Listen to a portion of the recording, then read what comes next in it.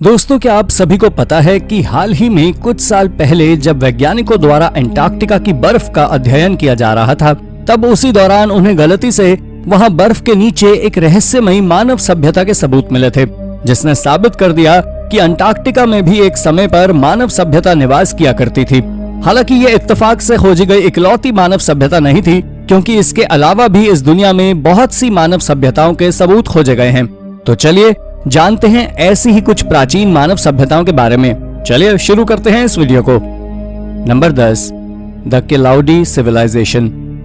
Archaeologist द्वारा दक्षिण भारत में पुराना जंग लगा लोहे का खंजर खोजा गया। ये खंजर तमिलनाडु के पास पाई जाने वाली किलाउडी सिविलाइजेशन का सुराग है, जो काफी समय पहले लुप्त हो गई थी। खंजर की लंबाई 16 इंच की है, जो कि एक कलश से बरामद किया गया है। कलश के साथ साथ कई कंकाल भी वहां दफने हुए थे।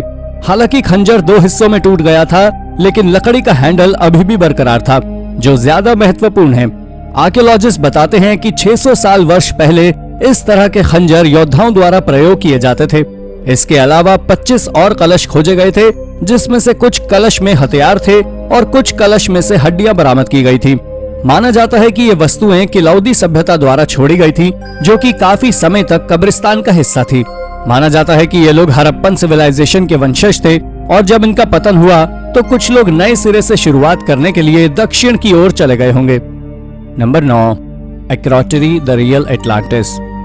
सेंटोरिनी के ग्रीक आइलैंड पर मौजूद एक्रोटरी का 3600 साल पुराना प्राचीन शहर, जो कि एटलांटिस के वास्तविक जीवन को दर्शाता है।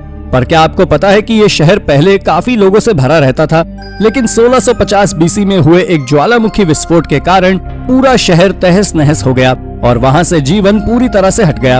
आर्कियोलॉजिस्ट का मानना है कि यहाँ मिनोअन सिविलाइजेशन हुआ करता था, पर ज्वालामुखी से निकलने वाली राख इतनी मोटी थी कि इसने 2 साल तक ग्रह की परिक्रमा लगाई और पूरे धरती के तापमान पर इसका बहुत गहरा प्रभाव पड़ा, जिससे आप अंदाजा लगा सकते हैं कि वहां पर मौजूद सभ्यता पर इस विस्फोट का क्या परिणाम हुआ होगा। हालांकि वहां पर मौजूद राख में विभिन्न प्रकार के आर्टिफैक्ट्स और एक समृद्ध राज्य के कुछ अवशेष पाए गए, जिससे पता चलता है कि वहां पर रहने वाले लोग बहुत ताकतवर और अमीर हुआ करते थे। Number 8, the Nuragic civilisation.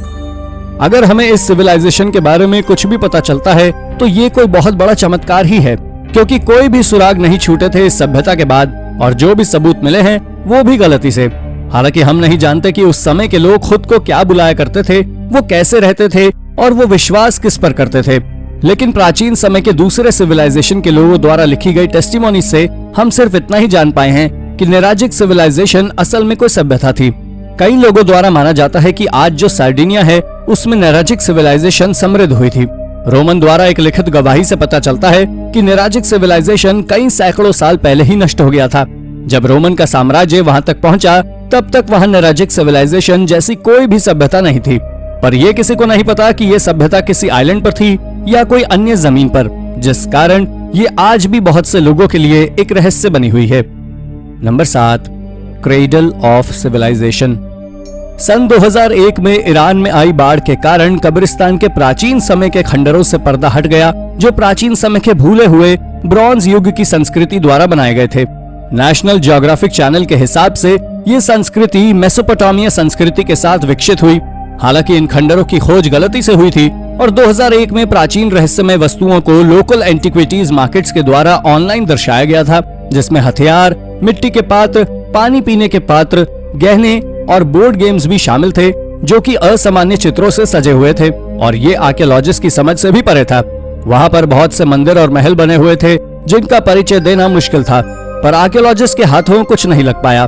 बाद में 2002 में पुलिस द्वारा पता लगाया गया कि स्थानीय लोगों द्वारा खंडहर में मौजूद कीमती मूर्तियों को पहले ही चुरा लिया गया था और उन्हें तेहरान के बाहर दुनिया भर के अमीर लोगों को बेचा गया। यही वजह है कि 2001 में आर्कियोलॉजिस्ट को प्राचीन समय के ज्यादा सबूत हाथ नहीं लगे और न ही उनको ये पता लग पाया कि किसके द्वारा ये कब्रिस्तान बनाए गए थे। पर यह तो कहा जा सकता है कि यहाँ पहले कोई संस्कृति हुआ करती थी। Number 6, civilizations in space. दोस्तों, आपने ये तो सुना ही होगा कि हमारे रिसर्चर्स अंतरिक्ष में जीवन की खोज कर रहे हैं, पर आपको जानकर हैरानी होगी कि वैज्ञानिकों का दावा है कि उन्होंने अपनी आकाश गंगा में प्राचीन सभ्यता की खोज कर ली है। एस्ट्रोनॉमी और स्टैटिस्टिकल मॉडलिंग का उपयोग करके कैलटेक के वैज्ञानिकों की टीम द्वारा हमारी आकाश गंगा में जीवन का संभव मॉडल बनाने की कोशिश की गई है और उन्हें समझ आया कि अन्य ग्रहों पर जो भी सभ्यताएं मौजूद थी वो पहले ही नष्ट हो चुकी हैं। अध्ययन के लेखकों ने कुछ प्रमुख कारकों जैसे कि हमारे अपने सूर्य और हमारी पृथ्वी जैसी ग्रहों के साथ साथ सुपरनोवा जैसी घातक गांगेय घटनाओं को देखा। फिर उन्होंने इस संभावना में तथ्य किया कि बुद्धिमान जीवन सही परिस्थितियों में विकसित होगा। एक निश्चित समय के बाद उन्नत सभ्यताओं की दुर्भाग्यपूर्ण प्रवृत्ति को अपने आप में जोड़ लिया। ये हमारी आकाश गंगा के गांगेय केंद्र से लगभग 13,000 प्रकाश वर्ष के आसपास सभ्यताओं के उभरने की संभावना को दर्शाता है। हमारे ग्रह की तुलना करने के लिए केंद्र से 25,000 प्रकाश वर्ष हैं। इसे सरल शब्दों में कहें तो वैज्ञानिकों ने निष्कर्ष निकाला कि अन्य सभ्यताएं शायद हमारी आकाश गंगा में मौजूद थीं, लेकिन वो पहले ही गायब हो गए और वो कहते हैं कि अन्य सभ्यताएं अभी भी मौजूद हो सकती हैं। Number 5, Urartu castle. पूर्वी टर्की में एक अभियान के दौरान वैज्ञानिकों द्वारा गलती से एक प्राचीन महल के कुछ अवशेष खोजे गए जो कि लगभग 8200 फीट की ऊंचाई पर एक पहाड़ पर स्थित थे। और क्या आपको पता है कि इस खोज के बाद आर्कियोलॉजिस्ट भी दंग रह गए जब उन्होंने प्राचीन दीवारों को देखा कि वहां पर चीनी मिट्टी के बने पात्र के कुछ टुकड़े भी मौजूद थे, जहां से महल थोड़ी दूरी पर स्थित था, जिसमें नींव के अलावा कुछ और मौजूद नहीं था। माना जाता है कि यह महल 2800 साल पुराना है और यहाँ पर उरारटू सिविलाइजेशन का कब्जा हुआ करता था। यह सभ्यता उरारटू के साम्राज्य और वैन के साम्राज्य के नाम से जानी जाती थी। माना जाता है कि इनका जीवन काल भी काफी छोटा था। यह सभ्यता 860 बीसी में आई थी और लगभग 590 बीसी में लुप्त हो गई थी। खैर, आज तक कोई नहीं जानता कि यह सभ्यता कैसे लुप्त हुई थी। Number 4, the land of punt. Punt की यह जमीन आर्कियोलॉजिस्ट के लिए लगभग 150 साल से रहस्यमय बनी हुई है। हालांकि इसके बारे में ज्यादा लोगों को जानकारी तो नहीं है, पर यह अटलांटिस के समान काफी रहस्यों से भरी हुई है। हाल ही में कुछ सालों पहले आर्कियोलॉजिस्ट द्वारा ममीफाइड बबून्स को तराशा गया और उनके द्वारा नक्शे पर खोजा गया। तब उन्होंने पाया कि असल में ये ममीफाइड बबून्स इजिप्ट में पाए जाते हैं, लेकिन इनका डीएनए वास्तव में विदेशी भूमि से आया था जो कि पंट के नाम से जानी जाती है। हालांकि इतिहासकार इस भूमि के बारे में जानते थे क्योंकि इसका उल्लेख प्राचीन मिस्र में लिखा गया था और उन्होंने इसे महान धन और शक्ति के एक आकर्षक स्थान बताया था। और बबून्स की बात करें तो ये प्राचीन मिस्र में पूजे जाते थे और कभी कभी उनका बलिदान करके उन्हें ममी में बदल दिया जाता था। हालांकि इन प्राचीन लेखों में मिले विवरण के अलावा अभी तक ऐसी कोई सभ्यता के सबूत नहीं पाए गए हैं। Number 3, entirely new species. Archaeologist की एक टीम दक्षिण अफ्रीका की एक गुफा में खोज कर रही थी। उसी दौरान उन्हें गलती से वहां कुछ ऐसा मिला जिसके होने के बारे में पहले सोचा नहीं गया था। उन्होंने देखा कि वहां एक पूरा सिविलाइजेशन हुआ करता था और इंसान की कोई अलग और विचित्र स्पीशी वहां पाई जाती थी। जैसा कि हम सब जानते हैं कि इंसानों का इवोल्यूशन पूर्वी अफ्रीका से हुआ था लगभग 200 से 300 हजार साल पहले। क्या आपको पता है कि इससे भी पहले लगभग इंसान जैसे दिखने वाली प्रजाति पाई जाती थी जिन्हें होमिनिन्स के नाम से जाना जाता था। वास्तव में तो ये प्रजाति मॉडर्न इंसानों की प्रजाति के साथ ही में पाई जाती है। एक बहुत बड़ी palaeo anthropologist doctor Li burger ने गलती से कंकाल की हड्डियों के कुछ टुकड़े को देखने के बाद इस राइजिंग स्टार गुफा की खोज शुरू कर दी और उन्होंने इन टुकड़ों को होमो नैलिडी का नाम दिया, जो कि इंसान के कोई पूर्वज जैसा प्रतीत हो रहा था। एक्सपर्ट्स बताते हैं कि ये प्रजाति बहुत हद तक इंसानों जैसी दिखती है, पर इनका कद काफी छोटा है। छोटा सर और चेहरा इंसानों से काफी अलग था। एक विचित्र और मजेदार बात तो ये है कि ये 300,000 साल पहले पाए जाते थे, मतलब होमो सेपियंस के साथ साथ ही। Number 2, ancient Colombian tribes. England और कोलंबिया से आर्कियोलॉजिस्ट की टीम ने अमेज़न रेन फॉरेस्ट की गहराई में जाकर कुछ ऐसी खोज कर डाली जिसे देखकर वो खुद चौंक गए। उन्होंने देखा कि वहां पर हजारों विचित्र सी तस्वीरें मौजूद हैं जो लगभग 8 मील की चट्टान पर बने हुए थे। एक्सपर्ट्स बताते हैं कि ये चित्र हिमयुग के समय के हैं और वो एक ऐसी सभ्यता को दर्शाते हैं जो हजारों वर्ष पहले लुप्त हो गई थी। मार्क रॉबिन्सन, जो कि एक रिसर्चर हैं, उनका कहना था कि जंगल में मौजूद कलाकृतियों की अफवाहें थी, लेकिन सामाजिक अशांति ने इस क्षेत्र को सीमा से बाहर कर दिया था।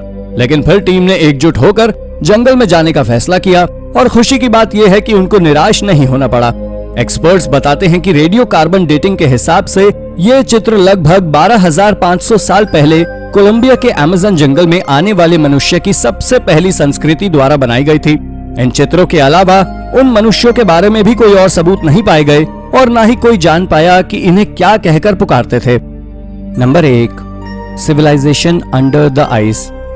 एंटार्क्टिका की बर्फ के नीचे एक बहुत ही विचित्र और अविश्वसनीय खोज रिसर्चर्स द्वारा की गई, जिसमें उन्होंने दावा किया कि बर्फ के नीचे एक ऐसे शहर की खोज की गई जो कि बहुत समय पहले लुप्त हो चुका था। वैज्ञानिकों का कहना है कि वर्तमान में एंटार्क्टिका महाद्वीप की बर्फ में केवल वैज्ञानिक ही रहा करते हैं, लेकिन एक सिद्धांत के दावे के अनुसार प्राचीन लोग न केवल एक बार एंटार्क्टिका में रहा करते थे, बल्कि वहां पर एक पूरी सभ्यता मौजूद थी। इसी बात को साबित करते हुए एक संकेत सामने आया, जिसमें इंटरनेट खोजी लोगों ने गलती से टुंड्रा से चिपके हुए एक पिरामिड की खोज की थी, और एक्सपर्ट्स का कहना है कि ये एक बहुत बड़ा सबूत जो साबित करता है कि यहाँ पर लोगों का निवास हुआ करता था। ये पिरामिड्स काफी बड़े आकार के हैं, जो कि अब बर्फ के नीचे छुपे हुए हैं। कुछ सिद्धांतों के हिसाब से जैसे जैसे अंटार्कटिका की बर्फ जमती जा रही है, वैसे वैसे लोगों ने भूमिगत शहरों का निर्माण करना शुरू कर दिया है। तो दोस्तों, ये थी हमारी एक और इंटरेस्टिंग वीडियो। अगर आपको ये वीडियो पसंद आई हो तो इसे लाइक करें, और हाँ, जाते जाते चैनल को सब्सक्राइब जरूर कर दीजिए। धन्यवाद।